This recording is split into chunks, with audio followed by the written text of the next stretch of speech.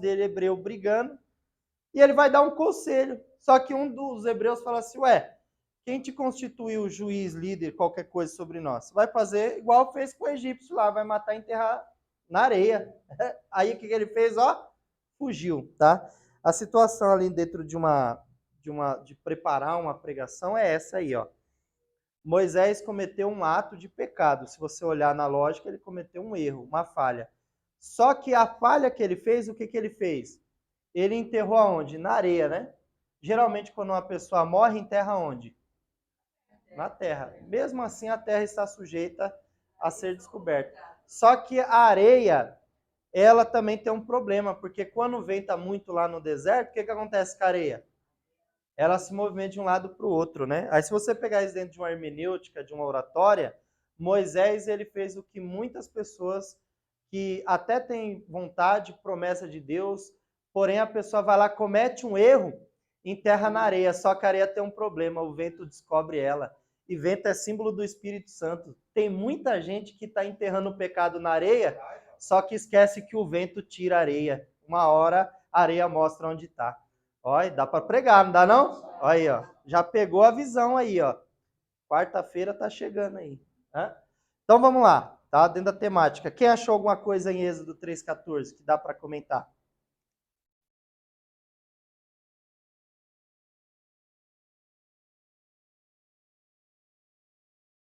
Ó, quem tem o Strong aí, dá pra gente estudar aí, ó. A pergunta é essa: quem é Deus, tá? Quem lembra do aplicativozinho, quem tem no celular? Eu acho que eu tenho nesse aqui, deixa eu ver. Com 3 celular, tem hora que eu nem sei qual que eu tô usando.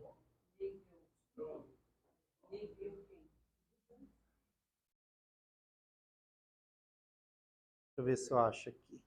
Tô atrapalhando a senhora, né? Vou ficar do lado aqui, ó.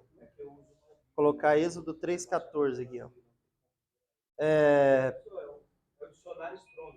É aquela Bíblia Strong que tem no celular. Se você colocar Bíblia Strong na hora de baixar, Bíblia Strong, aí vai aparecer.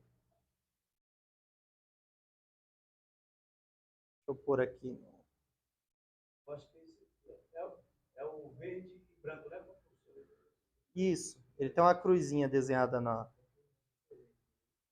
Deixa eu pôr aqui. Êxodo 3,14. Ó.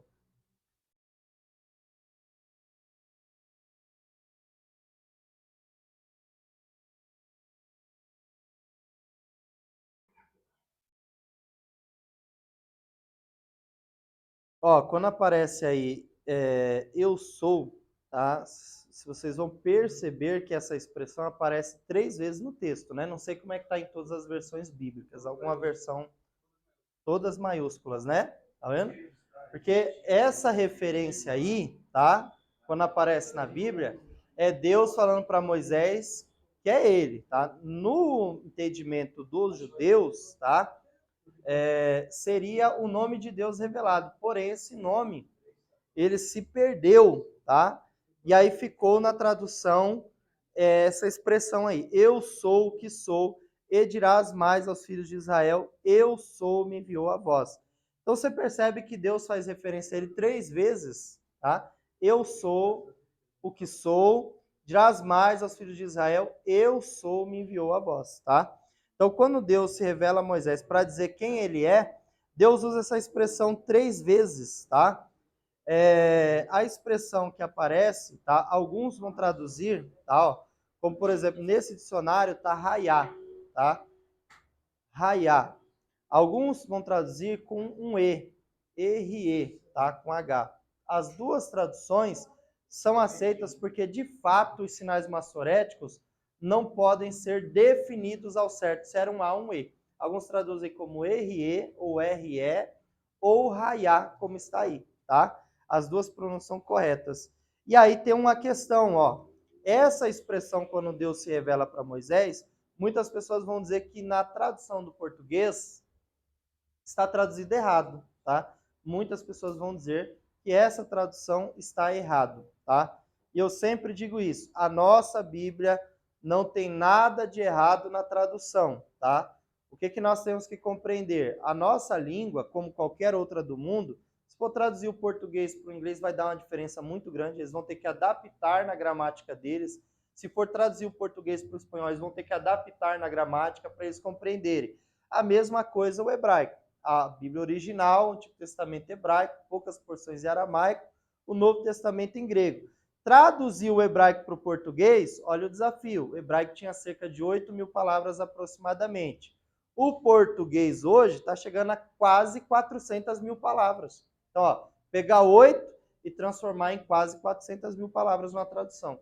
Sobra palavra, tá? Então, assim, o que acontece? Está errada a tradução? No hebraico está uma coisa, no português está outra? Não. Para nós compreendermos a nossa língua, teve que usar a regra gramatical da língua portuguesa para ficar com as colocações compreensíveis à nossa língua e à nossa gramática, tá? No hebraico, essa expressão raiá ou re, como alguns pronunciam, ela não existe no tempo presente, tá? Essa expressão na tradução aqui, ó, não poderia ser colocado literalmente uma tradução, segundo aqueles que estudam os lexicográficos, como eu sou, tá? Deus não poderia ter se pronunciado a Moisés dessa forma. Eu sou, porque a expressão raiá, ela vai apresentar sempre o sentido do pretérito futuro, tá? RE ou raiá, vai apresentar sempre o pretérito futuro. Ó. Quem pode ler os significados aí no dicionário Strong da Bíblia? Quem tem o aplicativo aí consegue ler. Ó, vamos ver se isso é verdade, se as pronúncias elas têm pretéritos do futuro. Vai lá. Acontecer, sair, ocorrer, tomar lugar, acontecer, vir a ser. Vir a acontecer, sempre acontecer, vir a existir, tornar-se, erguer-se, aparecer, vir, tornar-se como, ser instituído, ser estabelecido, existir, estar em existência, ficar, permanecer, continuar, com referência ao lugar ao tempo, né? Estar, ficar, estar em, estar, situado, com referência à localidade, acompanhar, estar, com, ocorrer, vir a acontecer, ser feito, ser trazido, estar pronto, estar concluído, ter ido. Sempre pretérito do futuro, tá? Para quem tá perdido aí, ó, tá, gente? Deixa eu voltar aqui no meu. Eu acho que todo mundo já baixou. A senhora baixou também, né? Esse aplicativozinho aqui, ó. É esse aqui, ó. Na Play Store. Você coloca assim, Bíblia Strong. Né? Aí aparece esse aplicativozinho. Você tem esse aqui já, né, Júlio? Já. Então, ó, se vocês pegarem esse aplicativo aí, ó, é uma Bíblia online como qualquer outra aí, ó. Tá vendo? Você tem também, né, Nilson? Já? Ó, baixa aí na Play Store. Por quê? Como hoje a maioria das pessoas tem dificuldade, até não querem gastar mais dinheiro com um dicionário, porque hoje tem a internet, tem um monte de coisa. Então, nós vamos trabalhar com ferramenta digital, tá? Eu aconselho quem faz, então, tá? Então, todo mundo já tem aí, legal. Por que eu vou sempre estar falando para vocês pegarem, tá? Nós temos muitos livros de comentários, livros bons, tá? Escritores bons. O Wilson, por exemplo, aí comprou uma coleção de livros esses dias. É muito bom, tá? Quanto mais livros você ler acerca da Bíblia, da igreja, de Deus, enfim, tudo isso é muito bom. Mas melhor é você mesmo ter a sua compreensão dentro de um dicionário no significado das palavras. Então, o nosso incentivo não é que você somente leia livros de comentários, porque todo comentarista, tá? Se ele não tiver lido algo da Bíblia, não nos interessa ler o comentário dele. Então, se nós lemos um livro hoje, é porque aquele comentarista foi alguém que estudou a palavra de Deus, tá?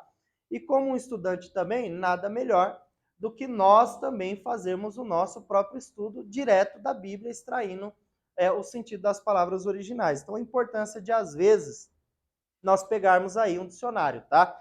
Então, se nós lemos aí esse dicionário, fica mais compreensível para nós entendermos, tá? Que na nossa tradução, a colocação gramatical é correta, porque Moisés está perguntando para Deus, mas quem eu vou dizer que me enviou quando eu chegar lá? Aí Deus se revela para ele dizendo, eu sou o que sou.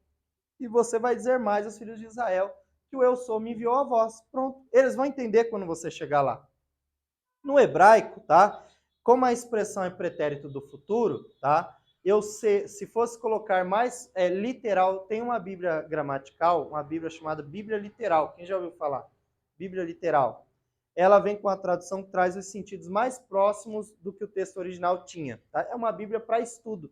Se você ler ela na igreja, vai ter algumas passagens bíblicas que as pessoas vão ficar confusas. Não, mas a minha Bíblia não fala isso, tá? Então, assim, é uma Bíblia literal que traduz o sentido das palavras hebraicas, tá? Se fosse ler no sentido literal da tradução, ia estar assim, ó, dirás, e disse Deus a Moisés, eu serei o que serei, e dirás mais aos filhos de Israel, eu serei, me enviou a vós. Né?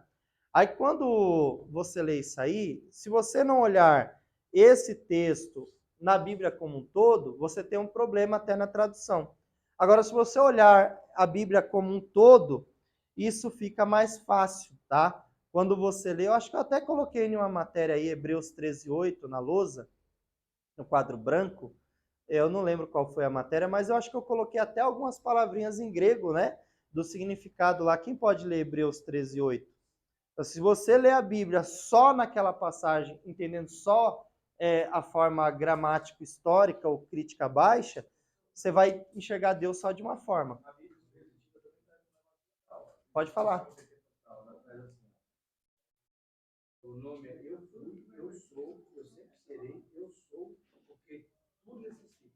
Ah, não, mas aí é aplicação, não é significado do dicionário, é aplicação. Aí eu vou aplicar isso agora em Hebreus 13:8, né? Isso. Aí, ó. Pronto. Pode falar aí. Quem pode ler? Pode. Jesus Cristo, ontem, hoje e o mesmo será para sempre. Tradução na nova linguagem de hoje. Mais uma versão. 13:8. É. Jesus Cristo é o mesmo ontem e hoje e eternamente. Tá? Para não fugir do padrão. Peraí, tava falando de Deus, né? Tava falando de Deus lá. Agora tá falando de Jesus, tem nada a ver com Deus, tá? Então, peraí, né? Para não. Tá falando, não tô entendendo nada. É importante nós lembrarmos que a matéria é doutrina de Deus. Na introdução da página 10 lá, nós lemos o quê? Que a teologia propriamente dita, ela vai estudar Deus na sua pessoa, como Pai, Filho e Espírito Santo. Então, se você ler o Antigo Testamento só, é só Deus trabalhando. Se você separar e ler só o Novo Testamento, Jesus vem, depois envia o seu Espírito Santo. Então, assim, mas nós não lemos o Antigo separado e o Novo separado. A Bíblia tem que ser enxergada como um todo. 66 livros, cerca de 40 autores, são 1.189 capítulos, 31.173 versículos, mas todos os versículos juntos, toda a porção bíblica, ela forma um todo, tá? Ela é a palavra de Deus, tá? A Bíblia, com todas as palavras que estão inseridas nela, é a palavra de Deus. Então a gente não pode pegar e separar, não, mas na antiga aliança era isso aqui. Não, a Bíblia é um todo. Toda ela foi inspirada pelo Espírito Santo. E aí a gente tem que lembrar de 1 João 5,7. Né? Você pode ler, Josué, por favor? Por quê? Porque é o único texto que fala sobre a Trindade, tá? E aí eu vou fazer a aplicação de Êxodo 3,14, tá? Para nós pensarmos aqui. Por que eu estou falando de Êxodo 3,14? Você vai ver pessoas falando que Êxodo 3,14 foi traduzido errado. E não foi, tá? Só se você ler essa porção do texto só olhando para o Antigo Testamento, tá? Pode ler. Porque três são os que testificam no céu: o Pai, a Palavra e o Espírito Santo. E estes três são um. Pronto. Aí, ó. A Bíblia diz que os três são um. Acabou, tá? Quando a gente fala desses três são um, a gente está falando do Pai, do Filho e do Espírito Santo. Que a palavra que aparece ali, palavra, é logos, é verbo, tá? E o mesmo João vai dizer que eles viram a palavra de vida, não somente viram, mas tocaram. E lá no Evangelho ele diz: no princípio era o verbo estava com Deus, o verbo andava com Deus, o verbo era Deus, tá? Então está falando de Cristo, como o verbo, como a palavra. Então, assim, Pai, Filho e Espírito Santo, os três são um, tá? Então, quando nós lemos Êxodo 3,14, nós temos que enxergar a Bíblia como um todo, Hebreus 13:8. Jesus se apresentando no Novo Testamento, dizendo assim: eu sou o mesmo ontem, hoje e eternamente. Não lembro qual foi a matéria, mas quando nós aplicamos isso na lousa, a expressão ontem não tem como contar o tempo, tá? É uma referência a ele como o próprio Deus, porque Jesus como Deus, o Pai, o Filho e o Espírito Santo, como Trindade, Deus na sua plenitude, ele não tem começo e não tem fim, né? Deus começou quando? Hã? Deus não tem começo. Por que a Bíblia usa uma palavra eternidade, né? No dicionário da língua portuguesa, em qualquer tipo de dicionário, a palavra eternidade vai estar assim, sem começo e sem fim. Então, por isso que a Bíblia, quando vai se referir a Deus em nível de divindade, diz que ele é sempre eterno, tá? Por que Deus é sempre eterno? Porque ele não tem começo e ele não tem fim, tá? Então, assim, quando Jesus diz assim, eu sou o mesmo ontem, está olhando para a divindade dele na eternidade.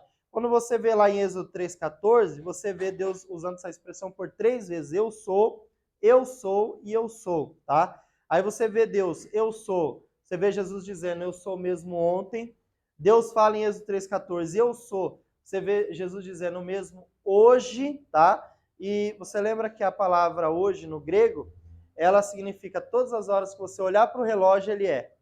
Você olhou agora 1 milésimo de segundo, ele é. Você olhou daqui, ele não foi nem será, ele é. Quando você olhar para o relógio novo, ele nem foi nem será, ele é. Jesus sempre é. Toda hora, ele sempre é a todo momento. E quando ele diz assim eternamente, é porque Jesus é a eternidade, é pretérito do futuro.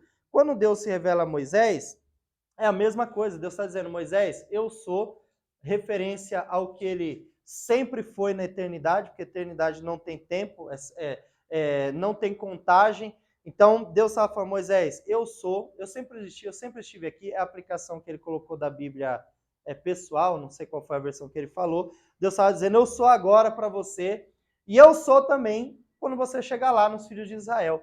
Deus estava dizendo, ó, eu sempre fui, eu sou agora quem eu sou, e quando você chegar lá, eu sou da mesma forma. Deus, se fosse pegar aqui o que Deus é, Deus estava falando que ele já tinha, ele é antes, ele é naquele momento e ele é depois, em 3 tempos, tá? Então, se Moisés fosse conversar com Deus dizendo, mas o senhor é o sou, o senhor é o sou o quê? Aí Deus ia se revelar a Moisés e ia falar de várias formas. Ele ia falar assim, olha, eu sou o Deus de Abraão, eu sou o Senhor proverá, eu sou o seu Deus, porque eu vou ser a sua bandeira, Jeová Nissi. Ele ia falar, eu vou ser o Deus de Davi, Jeová de Sabaote, Senhor dos Exércitos. Eu vou ser o Deus de Jeremias, Jeová de Sidiqueno, o Senhor Justiça Nossa. Eu vou ser o Deus do Salmo 91, o El Elyon, o Deus Altíssimo. Ao mesmo tempo eu vou ser o El Shaddai, traduzido para nós como o Todo-Poderoso, Onipotente. Ele ia falar de várias formas. O que Deus estava dizendo para Moisés? Moisés, a partir de agora, como você está me conhecendo, e você vai ir adiante dos filhos de Israel, eu sou, elevando a todos os tempos, tanto no passado, naquele momento e no presente, Deus ia estar dizendo, eu sempre vou ser o que o meu povo precisar que eu seja. Olha que interessante. Isso é muito forte, tá? Então, assim, quando uma pessoa chegar e falar assim, tá traduzido errado, não tá. Porque você não pode chegar à Bíblia só aquele texto do Antigo Testamento. Você tem que enxergar Deus como a Trindade. Deus não é só o Pai Criador, ele também é Filho e ele também é o Espírito Santo. E os 3 são um. E a gente tem que compreender isso, e aí que está a dificuldade. Entender Deus como Pai, como Filho e como Espírito Santo. É fácil compreender essa forma de pensar Deus como Pai, Filho e Espírito Santo? É tão simples. Claro que nós cremos no Pai, Filho e Espírito Santo. Mas falar sobre isso e compreender não é tão fácil como alguns colocam aí, ó, aprenda sobre Deus em 15 minutos, tá? Né? Pegue seu diploma em 3 horas. Bacana, né? Não precisa nem vir para o IETEM mais, Tá vendo aí? Tá? Então é aí que nós vamos começando, tá? Essa dinâmica. E aí nós vamos falar, tá? Falando sobre Deus, tá? Deus sempre existiu, tá? Surge outra pergunta aí, né? Ó, aí tem aí a existência de Deus, tá? Na página 11, vou só ler esse tópico aqui, tá?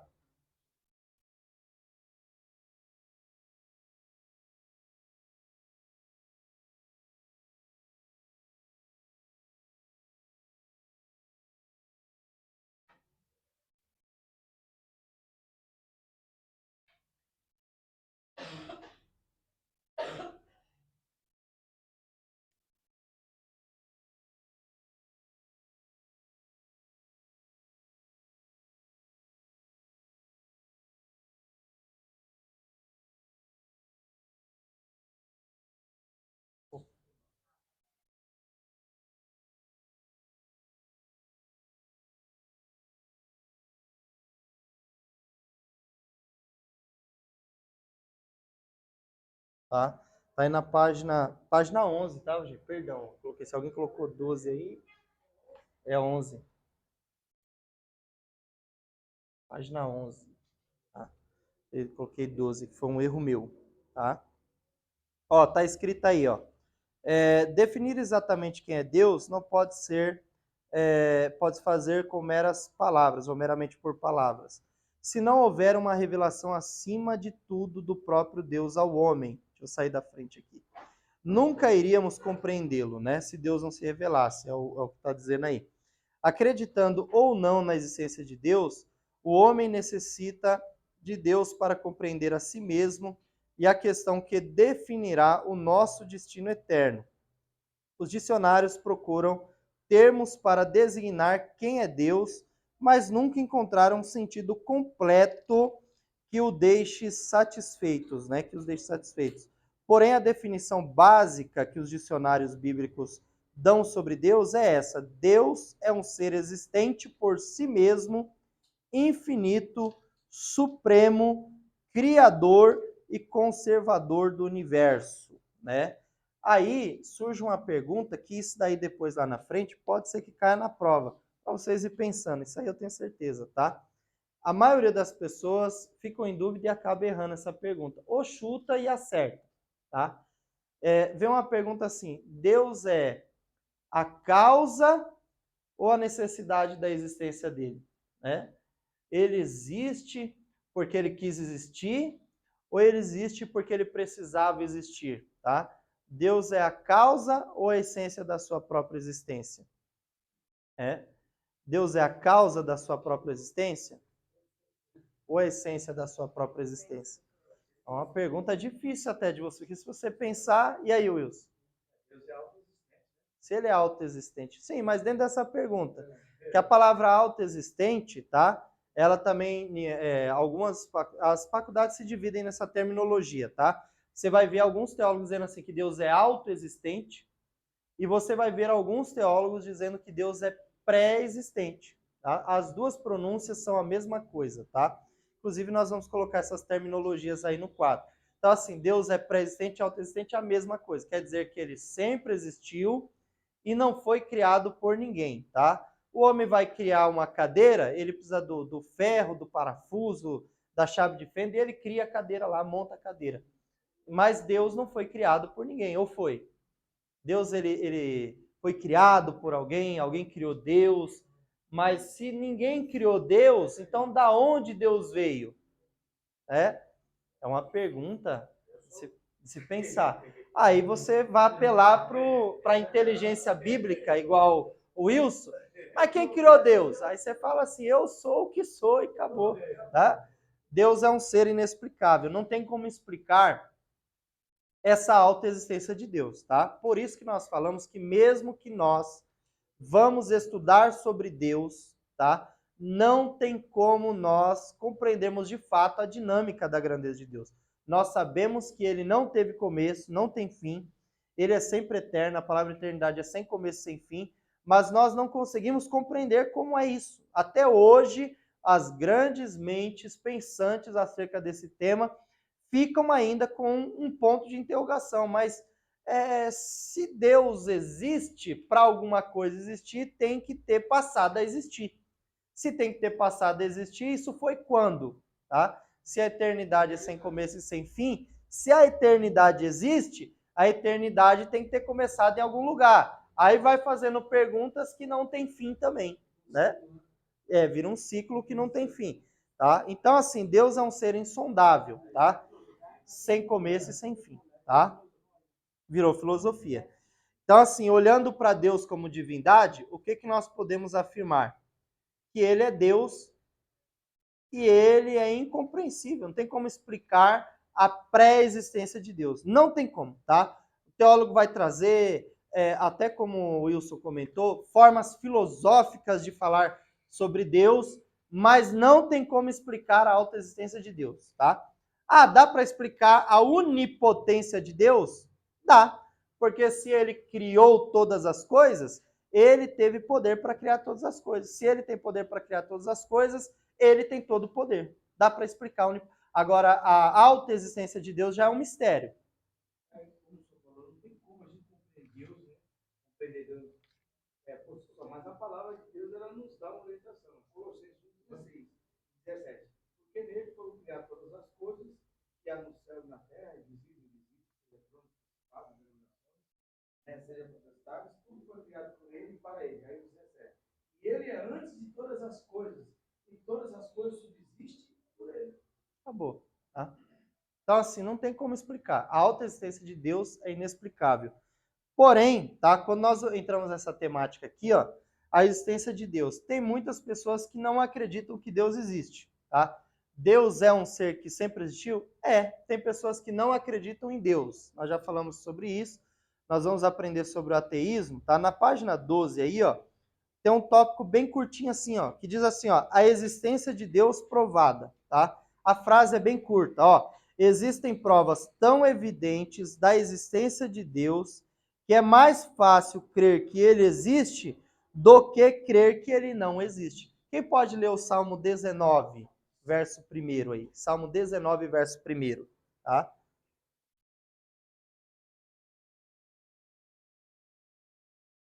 Salmo 19? É.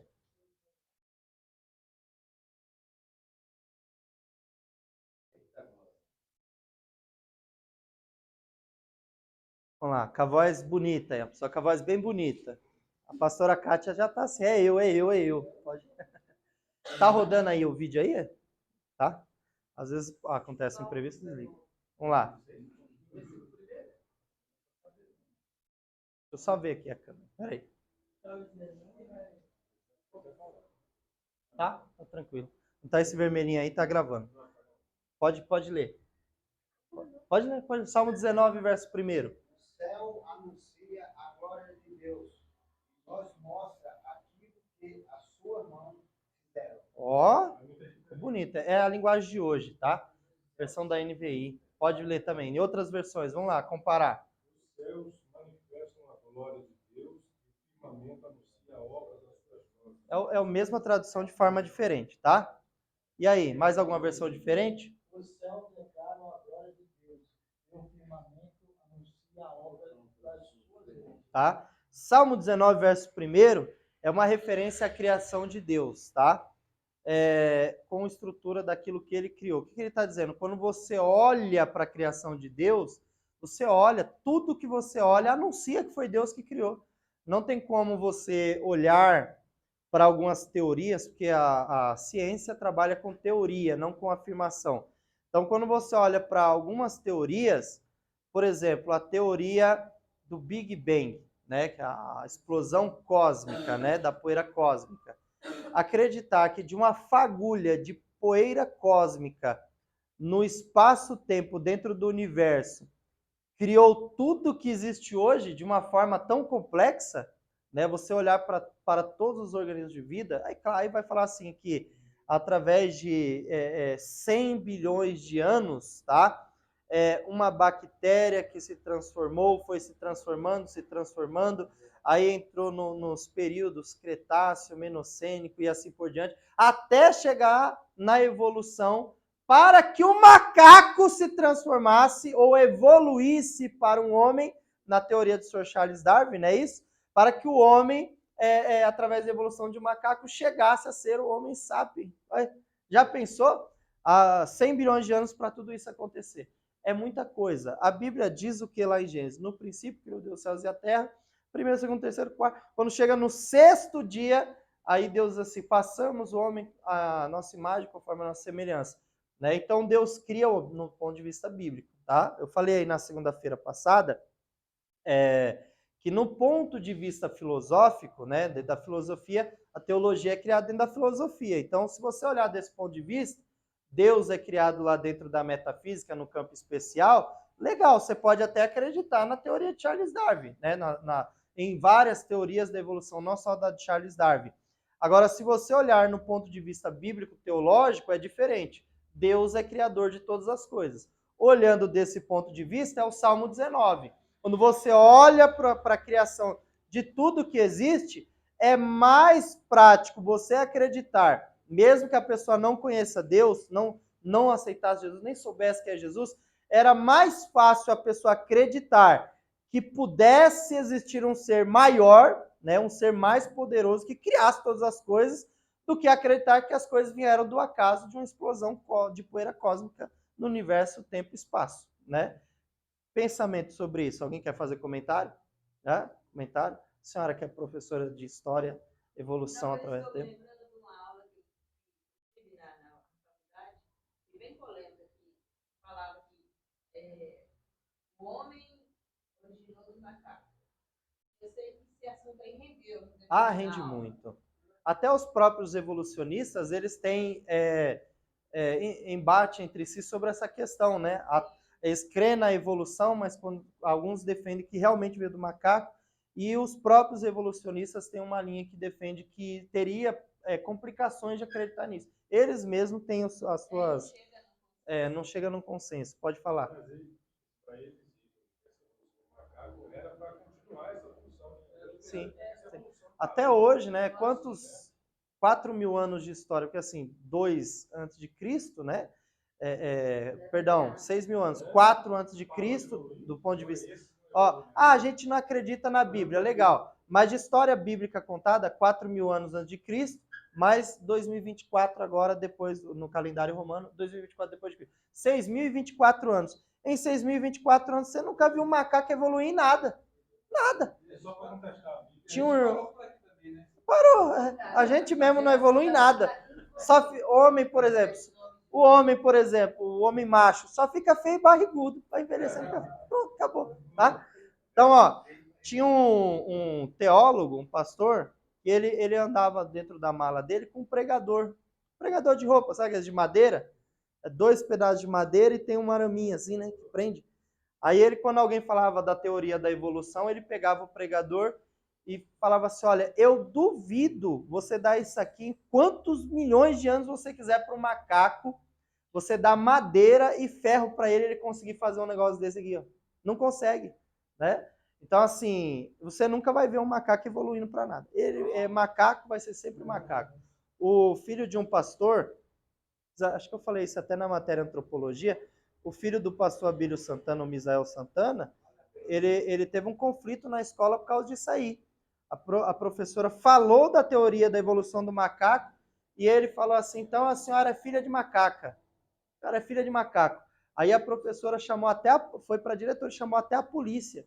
Aí o Abílio Santana foi lá e eles ganharam a causa, chamou um advogado, porque ela afirmava na aula que o homem veio do macaco. E ele atestou, se ela acredita, então quer dizer que a mãe dela, a avó dela, a bisa foi trazendo isso e ganhou.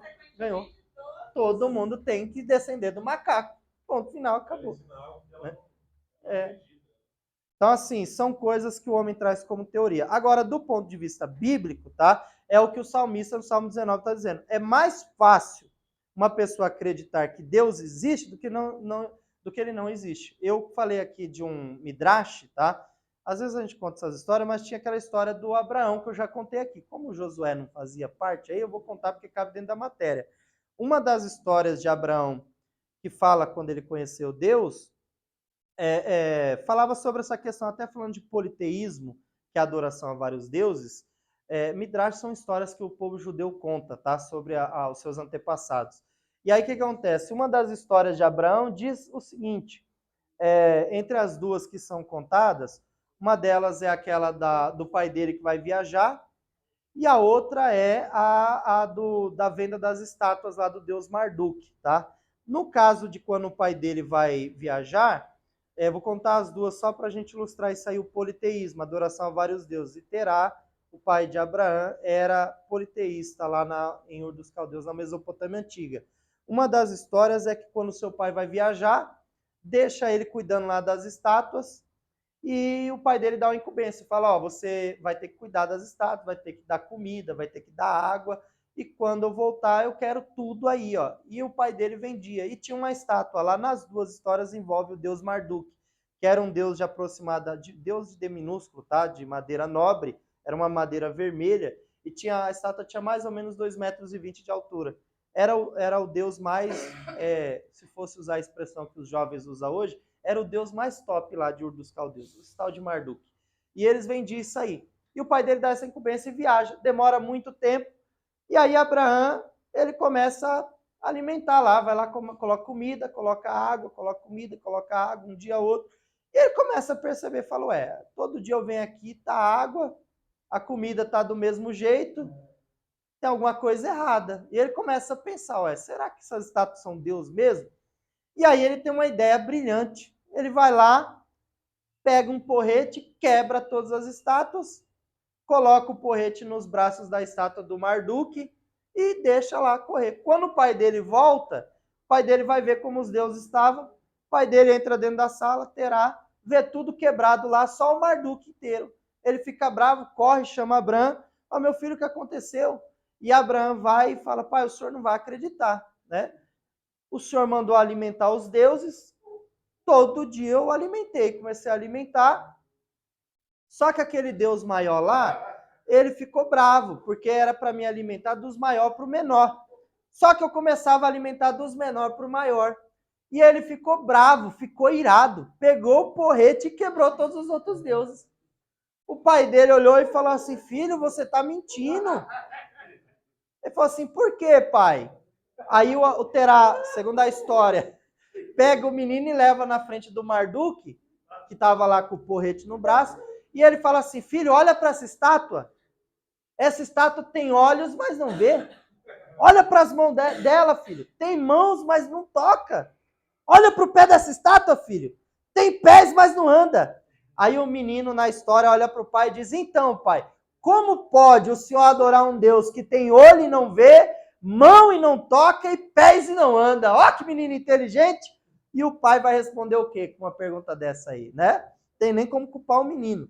A outra história envolve o mesmo deus Marduk, diz que eles vendiam essa estátua, e Ló, Abraão e Naor, todos os dias tinham que ir para Ur dos Caldeus, no centro da Mesopotâmia, vender as estátuas, e todo dia eles saíam, cada um com um camelo, eram 3 camelos, os 3, e cada um com uma estátua no camelo. E eles só voltavam quando vendiam as 3 estátuas. E aí, um dos dias, eles chegam na cidade, e o menino Abraão vê um rapaz, um homem rico chega e começa a perguntar, olha, o que é isso aí? Eles explicam, isso aqui é Marduk, serve para isso, serve para aquilo, faz a propaganda e o rico fica alegre com aquilo e fala, vou comprar as 3. E aí eles ficam tão alegres que vendeu as 3 estátuas que vai lá e vai desamarrar rápido e quando eles estão desamarrando, uma das estátuas cai e quebra, bate a madeira e trinca, quebra. E aí Abraão fica olhando para aquela estátua e algumas coisas começam a passar na mente dele. Como é que o nosso Deus se quebrou? Como é que o nosso Deus se quebrou? E aí eles vendem as 2 estátuas e voltam para casa. Quando o pai deles avista eles chegando, acha estranho, porque eles demoravam para chegar e naquele dia chegou cedo, chegou mais cedo do que o normal. E aí, quando ele pergunta o que aconteceu, eles explicam e Abraão fala para o pai, olha, isso aqui não pode ser um Deus. E o pai dele fala, que isso, meu filho? O nosso Deus Marduk que nos deu tudo que nós temos, a nossa fazenda, a nossa casa, os nossos animais, tudo foi Marduk que deu. E a história diz que o menino fala para o pai, não, pai, quem deu tudo que a gente tem foi as pessoas que a gente enganou. E o pai fica bravo, e como eles chegaram cedo, a época era inverno, o pai manda ajudar a mãe para preparar comida, e fala, na hora da refeição a gente vai falar sobre o nosso Deus. Fica bravo, Abraão vai ajudar a mãe dele, só que quando ele está ajudando a mãe, eles vão acender o fogo, como era a época de inverno, a madeira estava úmida, não queria acender. Só que na mente de Abraão passou uma imagem de um Deus de madeira nobre, vermelhinha, quebrado. O que o menino fez? Foi lá, cortou a estátua todinha, tacou no forno a lenha, que na verdade não era um forno, vocês sabem que antigamente se colocava madeira, e vinha uma chapa, tipo uma bacia de ferro virada ao contrário, e colocava o pão para assar ali. Ajudou a mãe a fazer. Quando chegou na mesa, ele sentou, todo mundo sentou, agradeceram, fizeram a tradição, e aí ele olhou para o pai e falou, pai, verdadeiramente o nosso Deus Marduk serve para alguma coisa. O pai estufou o peito e falou, claro, filho, o nosso Deus Marduk é Deus. Ele falou, não, pai, o fogo não queria acender, eu joguei Marduk no fogo. Né? Aí a história deles diz que é nessa noite que Abraão vai sair caminhando na neblina e Deus se revela a Abraão, né? Abraão, né? E aí é a história do povo, tá? Eu vou aproveitar essa pausa aí, nós vamos fazer um breve intervalo, tá? e depois nós retornamos aí com a continuação da aula aí, tá? Nós temos aí 20 minutinhos. Eu acho que hoje só tem, se alguém for comer alguma coisa, tá? Só tem cheeseburger e alguma bebida lá, guaraná, suco na geladeira, tá, gente? Pode ficar à vontade. Deixa eu apertar aqui a pause aqui.